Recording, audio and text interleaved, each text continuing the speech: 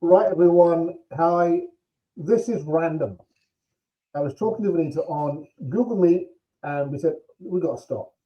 I'm going to set up a recording because we started this thing again of going into this great dialogue and conversation. I went, oh my god, why am I not recording this? So it feels a bit random. It's off the cuff, but here we are. I want to catch you up what we were talking about. I first started saying to Vinita, listen, recently the World Health Organization came out with these very worrying stats, red flag everywhere. That they were saying that we are now obviously we're in a mental health crisis around the world, but they were saying this is going to manifest itself by 2030, that at least every member in the world, family in the world, will have at least one member of the family that has a mental health issue to deal with, all different levels of severity. Worrying, number one. The second thing they said, which really troubled me, and we started talking about the work we're doing with this charity, that we're about to enter a suicide pandemic. And we were talking about, well, in Japan in 2020, more people died of suicide than they did of COVID. And we all know that Japan has a high level of suicide anyway, but really a beacon of data that we should pay attention to. And we started talking, and I kind of said, well, hey, we have a problem now. We have a problem that as business leaders, business owners, sales directors, sales managers, people managers, whatever it might be, we've got to get off this stupid phrase, I've got a duty of care, because it means nothing unless there's real action inside of the organization.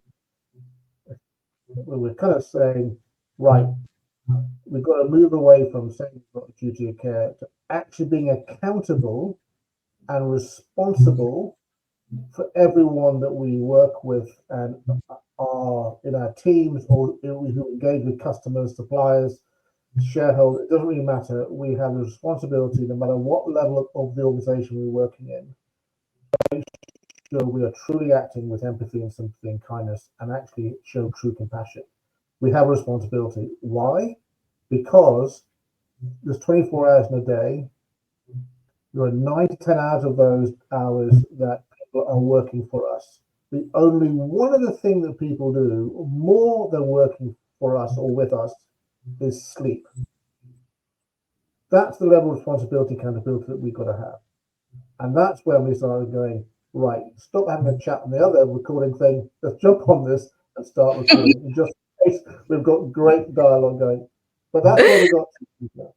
What are your thoughts? Yeah, absolutely. And, our spontaneous dialogue is where the magic happens. So where we left off in our Google Meet is really this frustration that nobody calls out, and it's where organizations of all sizes, and unfortunately sometimes it's really the big companies that are well reputed, and a lot of this work is paid lip service. It's a checkbox item, and they'll send out an e-learning or an online course. People flick through it and they click a box at the end, and then overall they're able to say 98% of our employees have been trained in this to recognize it and report it, done. And then they have these magnificent statistics that they report out. So unfortunately, I know that some of you listening to this know that that's happening. You're either responsible for rolling it out, you've authorized it, you've participated in it, and you know in your heart that this is not right. The person beside you could be in deep depression right now. And the other really concerning fact is everyone goes in, does the grind, the compliance, the lip service, the duty of care. They celebrate it even publicly on LinkedIn, and there's a real crisis going on. And where is the infrastructure to support these individuals?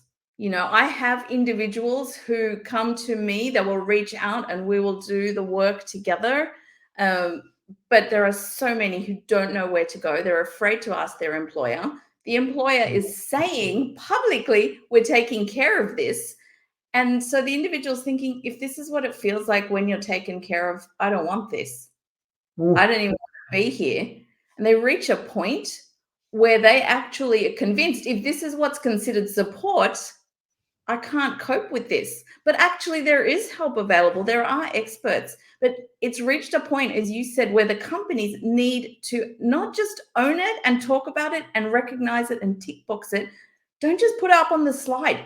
We actually need to be in the companies and working with these individuals, supporting them therapeutically, psychologically, emotionally. It is at crisis point, Nigel. You know what I think as you've been talking, again, every time you know me, my eyes are going up. So I know you're going to ask me a question in a minute. But you know what I think we've lost? We've lost our courage.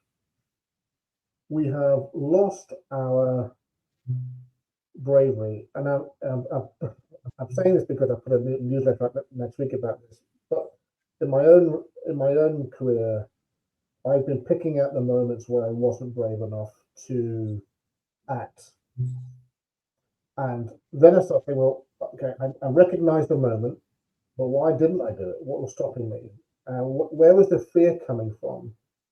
And for me personally, the fear was coming from my colleagues, my counterparts will look at me and go, there's a point of weakness. Mm-hmm. And actually may actually use that against me. So I didn't do that. But I knew fine well there were people around me who were still, the outcome was still in suffering, which was absolutely weak on my behalf. And I recognize those moments. Thankfully, it was a long time ago. But I was talking to someone this morning, and he was referring to a situation that happened 25 years ago. He was in recruitment in the big kind of sweatshop recruitment companies, and which is, intense pressure for hitting your target month on month. And for 3 months in a row, top performer, and then hit a block.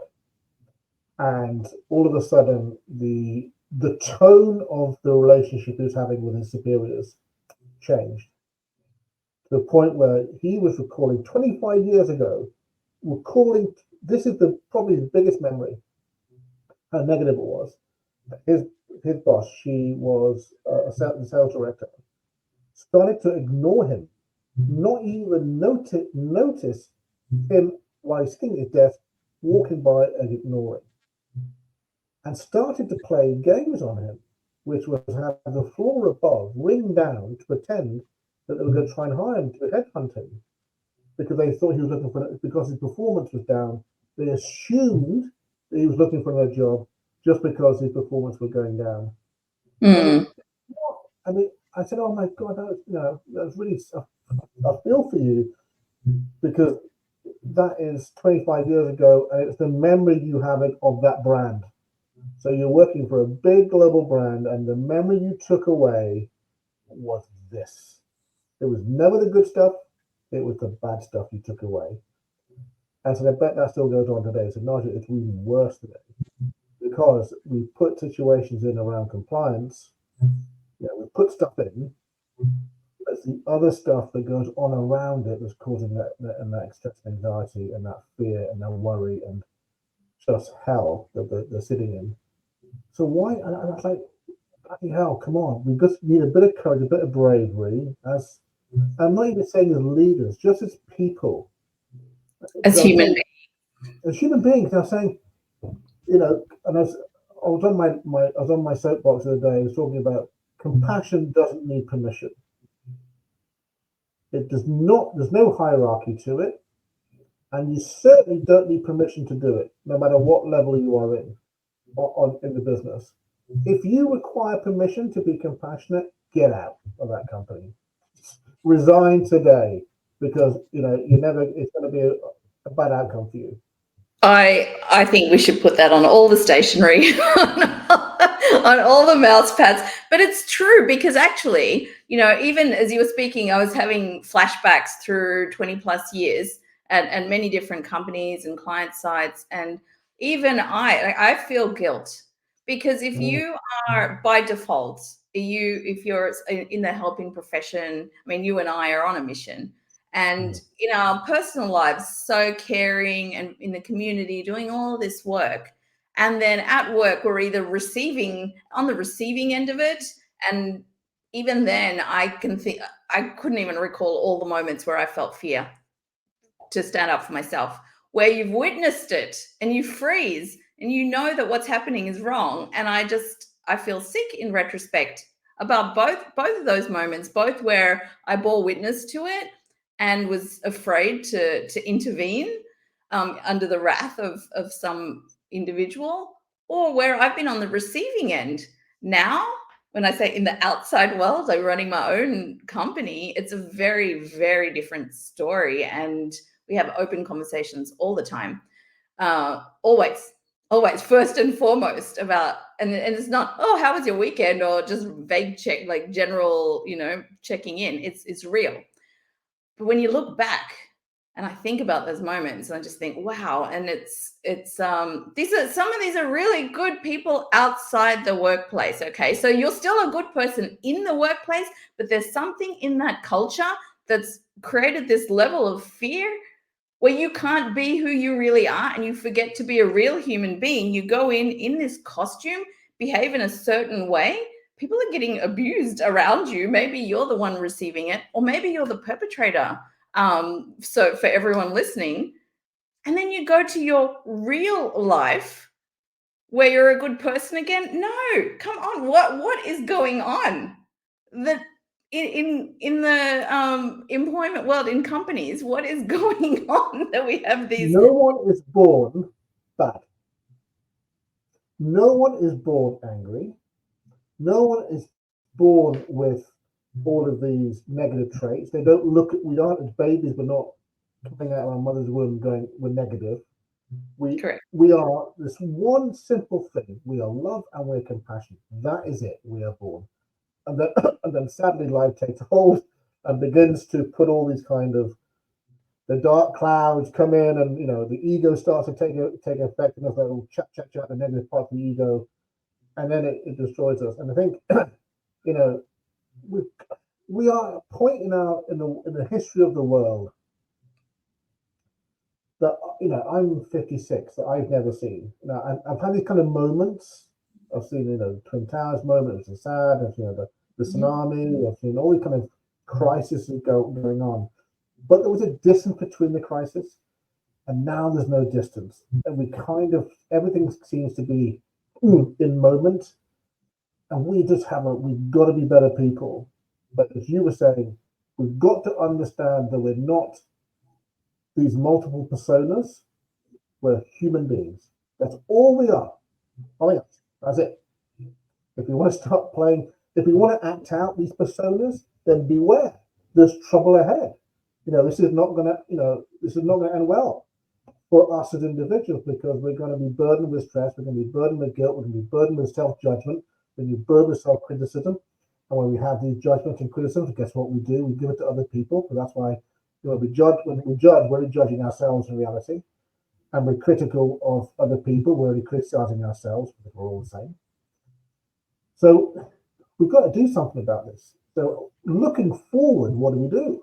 And again, we're talking about this another time. There's no playbook for people leaders today, or people managers today, or just employees today, a workforce in the world. There's no playbook for how we deal with the situation today. If we are to believe the WHO data around mental illness and the suicide pandemic that we're about to hit, bloody hell, everybody, we got to wake up. Absolutely. We have got to wake up for the future. I'd love to see the breakdown of the age demographics, because I've heard from so many in the younger generation coming into the workforce, they don't stand for it, is the general consensus. So I'm very interested to delve a bit deeper. I'm going to have to do a bit more research into, I want to see the demographic spread of what that's like, because I definitely see sort of 40, 45 plus still carrying both the remnants of some of that abuse they've experienced and the fear to speak up, and that generation, well, I say that, I mean it, even just witnessing it and still carrying this dual persona. And actually, if every individual, we talked about this in our last episode, if every person could just really each day look in the mirror and decide, as I go into work today, am I being the highest version of myself? And in that moment, if when that situation, that scenario presents itself and you're witnessing something, and you feel yourself, you know what you want to say, you know what you need to do, but then you feel that blanket come down and stop you from doing the right thing. This is my invitation to you as you're hearing this, because it will happen to you today or tomorrow and the day after. When you feel that moment of self-edit descend, I'm going to invite you in a beautiful, positive challenge to act differently. Take a new path, because you know what you want to say, you know what it is that you want to do. Yes, that fear is there. You will be aware of people around you. There'll be this whole dialogue about the consequences of showing compassion, of supporting this individual, of standing up to someone in a position of authority when you see that someone is being minimized.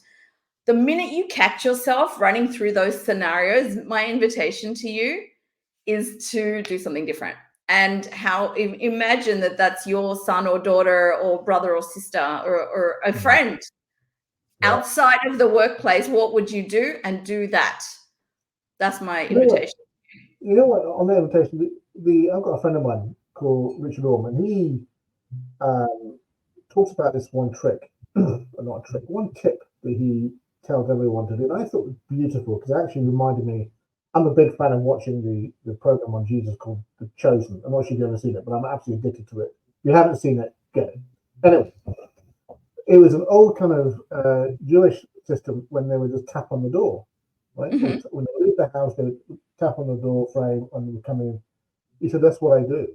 I just tap, when I'm going into a meeting, I'll just tap on the side of the door as I'm walking into the meeting to reframe my mental state, which I thought was a beautiful thing to do. And I thought, oh, what a great tip, what a great, a trick of changing the mind almost. It's like a trick of emotional mastery. It was brilliant.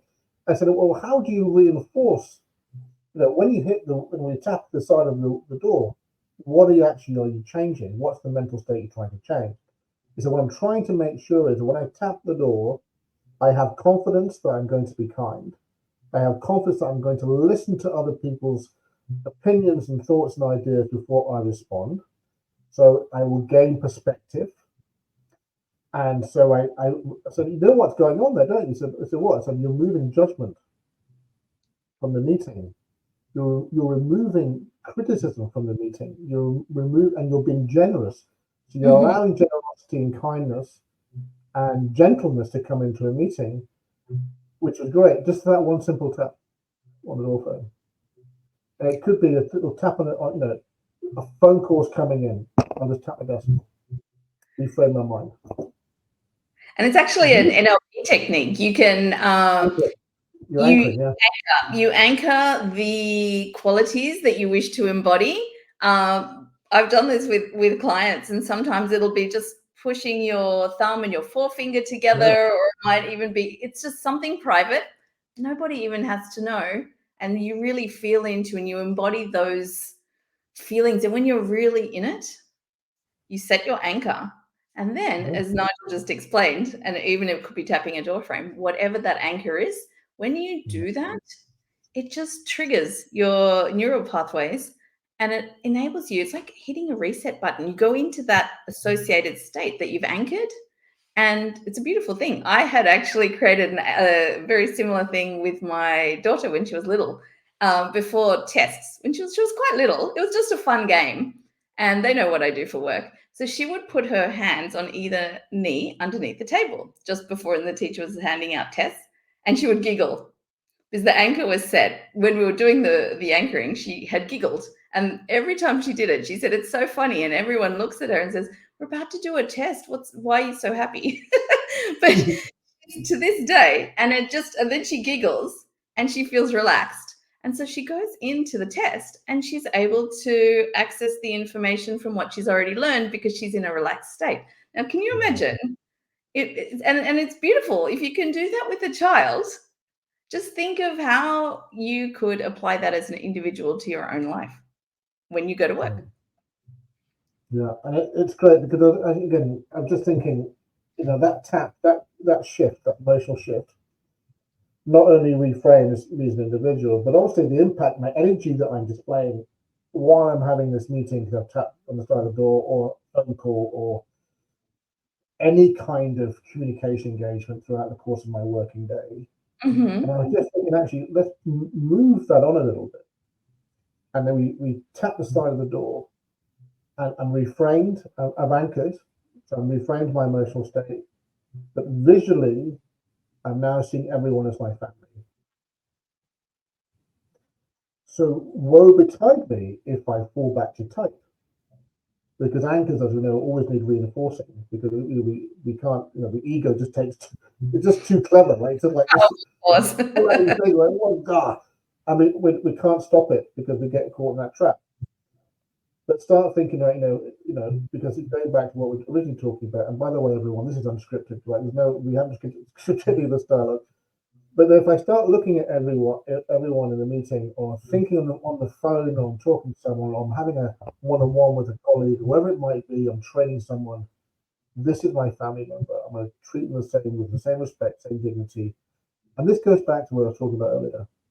You don't need permission to do this. Correct. This is not an employee manual stipulation. This is just human bloody nature. This is what it is. This is who we are. And speaking of, if when that ego kicks in, or whatever it is that kicks in, or the other person's triggered you, which happens, another technique to use is to just drop into your heart. Just drop into your heart space. Even if you need to take a moment and just take a breath, you don't need to answer straight away. Just drop into your heart space. Just from a place of compassion, take a breath. And then you continue with the dialogue. And I promise you, your shifted energy influences the energy of the other person you're in dialogue with and everyone in the room. Because when you're communicating from your heart space, even if you were in a toxic moment right there, you are able to shift the energy and you emanate a different energy into that room. So you all have the ability to engineer a shift in the moment without permission from your heart. That's interesting, because as you're talking now, just thinking about not needing permission to do that, about the effect that I have on someone else, so I can change my energy.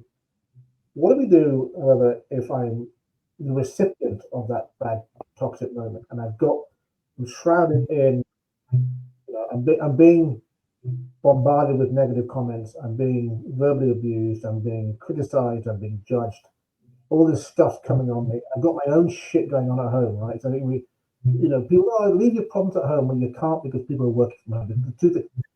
You've got to wake up. That's the most ridiculous comment I think I've ever heard in my life. Leave your problems at the door. Don't bring them to work. That's just ridiculous. So thank God we can move on from that. If you're still doing that, stop. Right? That's just ridiculous. So if you're still managing in pre-2020 times, get a life and grow up. We've got to be more mature about this. I'm being a bit bashful now. Anyway, but I'm the person receiving this toxic abuse. What do I do? What can I do to cope with it? So the first, exactly what we just talked about, and it is, trust me, it is not an easy thing. You can pause. You can pause. And as hard as it is, when we are sitting outside and feeling all triggered and toxic, we can pause, even as the recipient, and take a deep breath. That creates a space in the first instance. And you, as the recipient, can drop into your heart space. And I know some of you will be listening thinking, oh, that's easy for you to say. I have been in millions of situations for being on the receiving end of that. And then less so now. However, I both encourage my clients to do this, and I do it as well. I actually will pause and take a breath. In doing so, I mean, it's a technology that's free and it's powerful. And you actually shift the energy of your entire energy body, but you create this space, you create a moment, you create a pause, and I take myself back into my heart. And the next thing that I do, Nigel, is I then start to imagine that everyone I'm talking to myself, these are different aspects of myself. No, we're going to get a bit meta, but it just changes the conversation, because if they're escalating, we're feeling under attack, I pause and I take a breath. And then that person also, without even realizing it, tends to often mirror, and they will pause for a second. And then you'll be surprised, someone will jump in and say, let's take a minute. It's getting a bit heated here. We're all very passionate about this topic. Let's just take a moment. Yeah. The energy starts to shift. It is not easy. I meditate every day. So it's something. I'd love to get walking 24 hours of meditation if I could. It takes practice. But what I want you to know is it is absolutely possible from both sides of this. It is very challenging, though, when that fear kicks in and the I'm going to get fired if I speak up and all these others. There's this big context around it. But as an individual, you can do that. Now, the other thing that I do that is so important, and it's one of the key things that I have all my clients do as well, and Nigel, you and I have talked about this, is when you're under attack, I try to keep it outside of my body. So I'll explain what I mean. As it starts to get under my skin, if I start to feel, and I'm using language that my clients use as well, or they'll feel us, how did you feel in that moment? Or as you think about it, what are you feeling? They'll say, I feel a tightness in my chest, or there's a huge knot in my solar plexus, or they want to speak, but it feels like their throat is closed. And it starts to internalize, because now it's going into your nervous system. And so we do, in our therapeutic work together, we do these exercises so that they can breathe, they can isolate that feeling down to something very specific. So it has a shape and a texture and a form and a color, and then we can reduce it to exactly where it is and then breathe that out of the body. Every client I have ever worked with has literally said, I feel a space where it once was. You can shift that energy out of your body, and then we have the opportunity to fill it with something new and better. And I offer them, what is it that you want to fill it with? To date, almost every single client has either said love or kindness. Every client, hundreds of people. And you feel different. And then you go back into that room, and your energy is emanating in a new way. Now, for those listening thinking, oh, you haven't been in a real toxic environment. I have been in thousands. So I'm very well aware when you're in it, hearing this, you might think, but it's an invitation to begin to try. Yeah. I've created them. I've created toxic cultures, so I know how to do it. As you were talking, what I also, and I think that's a great advice that you've given everyone. It's a great tool. So thanks for sharing that. I also tell people to try and encourage them when they're being attacked, right, is not to defend, because defense is just a form of attack at the end of the day, right? So if no matter what form that defense takes and how it manifests itself, you're just attacking. But don't get to that stage of defending. Just try and get to a place of defenselessness, which means you've got nothing to defend. And when you're in a place of defenselessness, this is absolute pure bliss, right? And this is where strength comes from. And it's where joy comes from. So when you are being attacked, just try and appreciate that the person that's attacking you or being critical of you or judging you is only doing so because they're coming from a place of fear themselves. It's not really directed at you. I know it feels like it, and we take it that way because this is what the ego loves, right? It loves being attacked because it allows itself to go, oh, more judgment, more self-criticism. You are Nigel, you're useless. What you deserve all this. I don't know, my ego's not into it. I don't like it. But you're absolutely right. Yeah. And another thing you were talking about, you're saying, I think the Royal Mail are delivering a parcel. That's why dog's barking. But I think the other thing is that you talked about. Look at the person, feel the person, and respect the person. They're coming from a place of fear. It's not really against you. However, and I think this is what I want everyone to do, and this is quite controversial, is if you fear being reprimanded, or the consequence by speaking up, then be proud you're speaking up and leave that company.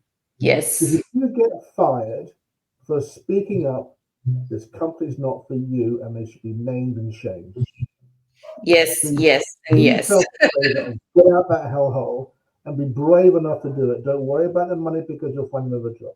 Don't worry about it. Be brave. I know I'm being quite facetious when I say that, but be brave enough because your mental health, your emotional well-being, your stability as a human being is far more important. So stand up, say it, name and shame them, be proud, walk away. It's true. You're not somebody's punching bag. And you know, one of the tools that I give all my clients, Nigel, actually, even in their personal lives as well as in corporate, is to imagine. I don't know if you remember back in the 80s on cars, the side mirrors where it was like this big sort of arm thing coming out, not like today. And I said, just imagine one of those in front of your forehead, and everyone you encounter, and there's no exception to this, by the way, it also applies with your children, your partner, everybody, your parents. Imagine that kind of mirror in front of you. So when people are talking to you, and that mirror is facing the person you're engaging with, all any human being is doing anywhere in your life. By the way, I've seen people sink into the they've got their face in their hands when they really understand this concept. All anyone is actually doing when they are speaking to you is revealing to you their model of the world based on their unique template from birth until that moment. No two people have the same model of the world. I would argue even Siamese twins have a slightly unique model of the world, how they process, how they problem solve. It's unique to every person. So even though in their abusive language or their heated argument, it's your name, you're the subject, they're talking about things that you have done, it's being measured against their framing, their model of the world.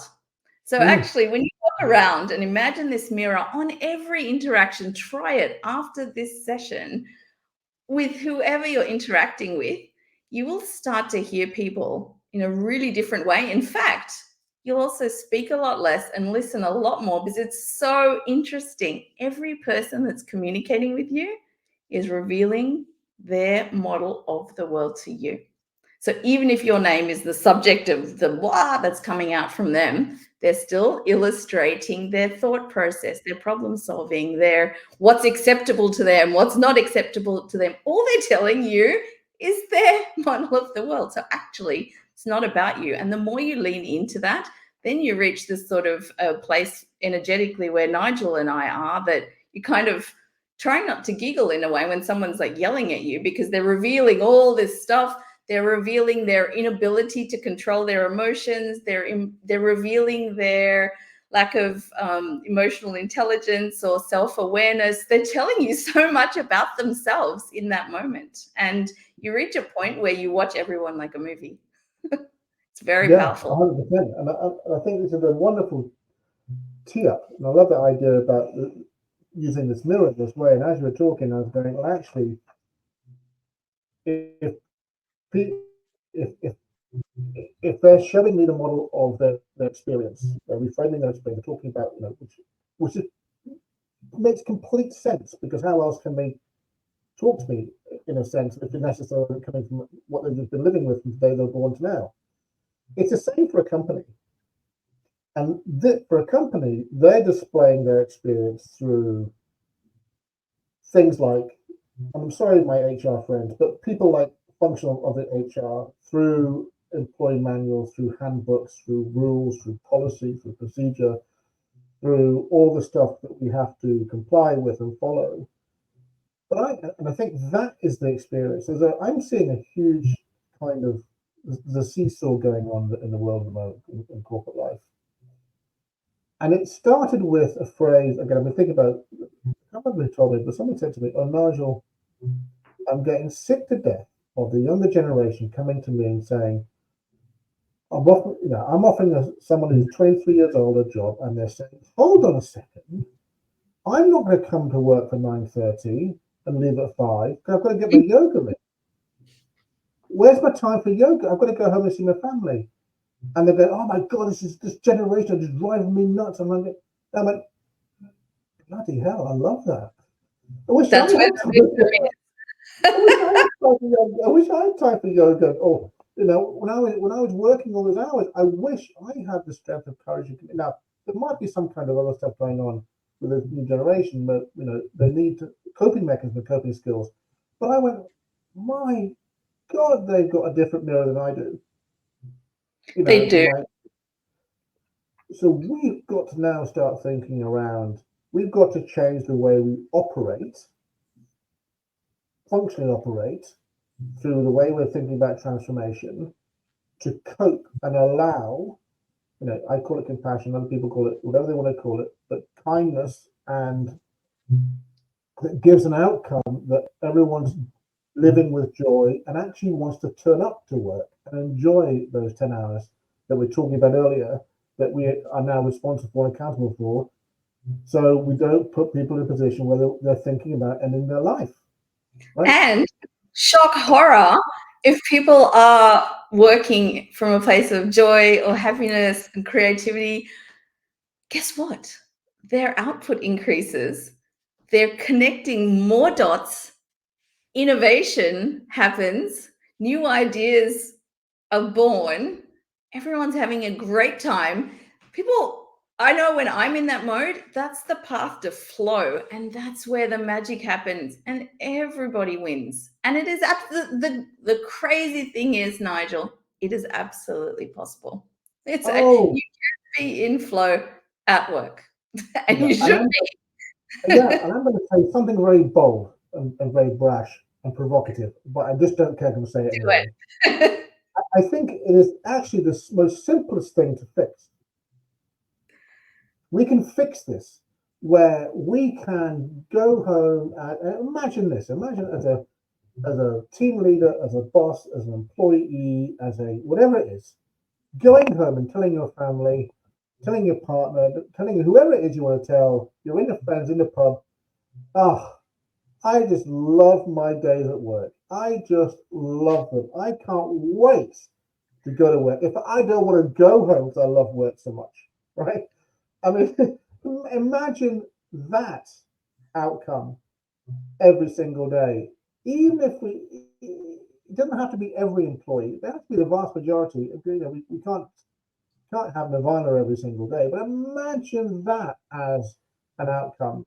I think that's doable if we are just brave enough and courageous enough to get out of our own way and just allow ourselves to say, you know what? I'm going to turn up today. I'm going to tap the door before I go into work. And I'm going to make sure that I am responsible for everyone shining and thriving and having joy in a blissful day today. That's my job. My job isn't that I'm going to pound people with KPIs and forecast calls. And, that's the thing we want an outcome. But my role is something different. We can do it. We can do it. We can change the way we have to behave differently. We just have to understand who we are. With a lot of inner work to create outer outcomes. That's what we need to be doing. So I think, what I'm going to do? I'm going to ask you for the last few thoughts from you, and I'm going to stop this kind of off the cuff recording. So then I want to have another conversation with you about, okay, if we detach ourselves from the past of corporate world. By the way, everyone, it started with the Industrial Revolution. Okay, so the UK holds responsibility for the way we act today because this is where we started. Right? So now 2020, we have an inflection point. So we're going forward. So I want to talk to you about what do we do now going forward? What are things that we need to change operationally? What are things we need to change from a human psychology perspective in our roles as a colleague, in a role as a people manager, in a role as an executive, because even executives are all of those three things, right? But sometimes we're colleagues, we have one track. So what do we start to doing around making it the world of corporate life better for the future? So, but that's another show because that can go on for a long time. So many episodes, so much to talk about. But I was going to ask you, what are your final, what do we need to do? What help or advice can you give people? You've given great tips and techniques today about how you control and cope with those situations in the moment. But what can you advise people to start getting ready for the next episode, which is about bravery and courage? Set the intention. Set the intention. And when you set the intention, you create a new framing and you start to look at it. We talked about the model of the world. When you set your intention, you know what? From this second forward, this is how it's going to be. You create a new frame right there. And then all your decisions, your thoughts, you're thinking through that framing and set the intention. Set the intention right now. When you finish listening to this, what is that intention that you're going to set? Who are you going to be? How are you going to be? And we're not talking about faking it. Just be you, because you, the default you that came into this world, you're beautiful and perfect. So set the intention to be you, because I know that when you're not being yourself, you don't enjoy it either. The recipients don't enjoy it. No one is into it. You know you don't enjoy it. You just don't. Set the intention. From this second forward, you're going to be yourself. That is very, very true. A wise word. We don't enjoy not being who we really are. I mean, that's it, right? That's it. Simple. And actually, what you said is true. It doesn't have to be hard. It requires a brave decision. You said that at the start, so I'd like to bring us full circle back to that. When you set this intention, it includes this aspect. It will require bravery because you're doing something very different to the way you've done before. And that's beautiful and perfect. Set the intention to be you. Yeah, that's true. There's no excuses. There's no excuses for the world. Yeah, but there's no excuses for the world not working and operating joyfully and blissfully. No excuses. We've got to get out of our own way. And as you rightly say, we can't do that unless we set the intention. And the intention has to be framed in a very positive way. So, we've got to be brave enough to let go from the past, learn from it, but we've got to understand internally there's a past. And the past isn't 1992, 1814. The past is 2020. That's the past. Yeah. That's it. And just as a final thought, when you go to set that intention, if you feel resistance and think, I can't do it, then there's a problem. Then you need to call either Nigel or myself, and then we'll talk. That's very true.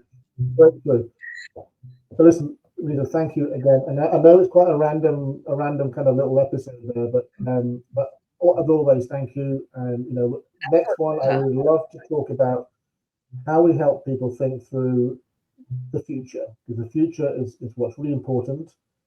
And I'm coming, the tail end of my career. So what can we do to help people who are entering the world of work? Because they're the ones with the responsibility and accountability now. They're the ones that are a beacon of hope for a better working world. They're the generation who understand compassion, but we have to help them unlock that compassion is their best human resource. So how can they use it? Beautiful. I look forward to it. All right. Take care, my friend. I'll talk to you soon. Thank you. Absolutely. Again. Bye.